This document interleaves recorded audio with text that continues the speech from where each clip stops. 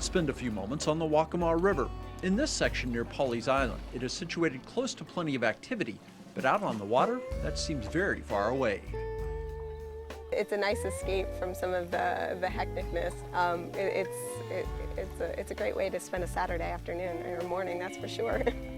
It is one of my favorite places and one of pretty spectacular beauty. In some locations, a waterway such as this would be the key focal point.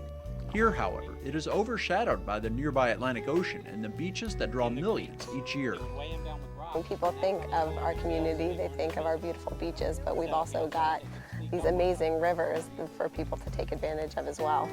The Waccamaw is slightly unusual in one regard, giving those who get out on it a different experience than they would have in many other places.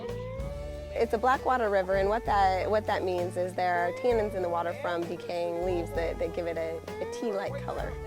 I think it kind of adds to the experience because it's something that isn't on every river that you'll pass through, and it doesn't. People often think that it means it's more polluted, but that's not the case. It's supposed to be that dark tea color.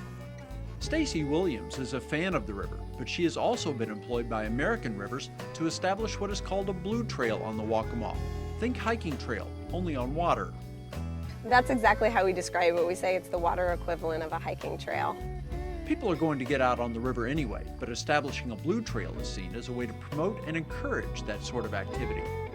The goal of the Waccamaw River Blue Trail project is to get people out on the river, enjoying it, having an appreciation for it, and then ultimately wanting to protect it. A secondary goal is also the economic piece, showing that the river is a great economic tool that is often underutilized in our community as far as recreation. We hope that it's going to increase use not only by locals but also tourists that are looking for a day trip down the river.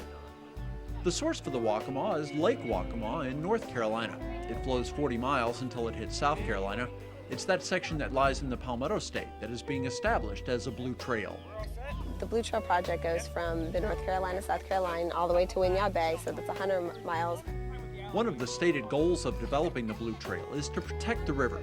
Like any other waterway, the Waccamaw is susceptible to harm. It is facing a lot of different pressures as far as development and those types of things.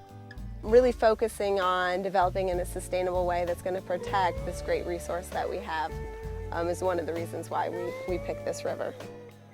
Williams and the people at American Rivers are realistic enough to know that a place such as this is going to be a magnet for developers who want to build on its banks. The best they can hope for is to minimize potentially damaging effects. It's a beautiful river and there's a lot of pressure to develop along its banks, and with that comes pressure from runoff from roads and those types of things, and all those pollutants could make their way into the river. Trying to find that balance between the development pressure and protecting this resource, I think, is what we're striving to accomplish. So far, the Waccamaw has held up rather well in what is a growing part of the Carolinas. The work comes in keeping it that way. It's a fairly healthy river, but that doesn't mean that we can kind of rest on it. But it's one of those things. It's better to be proactive rather than reactive. That's why it is important for those looking to safeguard the river to get kayaks and canoes out on it. Once a person paddles a section of the Waccamaw or spends a day exploring its various creeks, it becomes a part of their lives. When people can come out here and experience this magnificent resource, they are just inclined to want to protect it. Protection of the resource might ultimately be the most vital component of all of this, but there are also opportunities for individuals and the community as a whole to benefit financially from the development of the Blue Trail. The sky's the limit. The first economic piece of it would be helping out the outfitter, so hopefully bringing more business to them. There are several parts of the country that have along paddle trails that have bed and breakfasts and different packages geared towards paddlers. That's what we're hoping, that this is the beginning of a many-year project and something that's long-lasting and that the community embraces and really starts taking advantage of. To inspire that kind of activity, there are several projects ahead for Williams as the Blue Trail coordinator.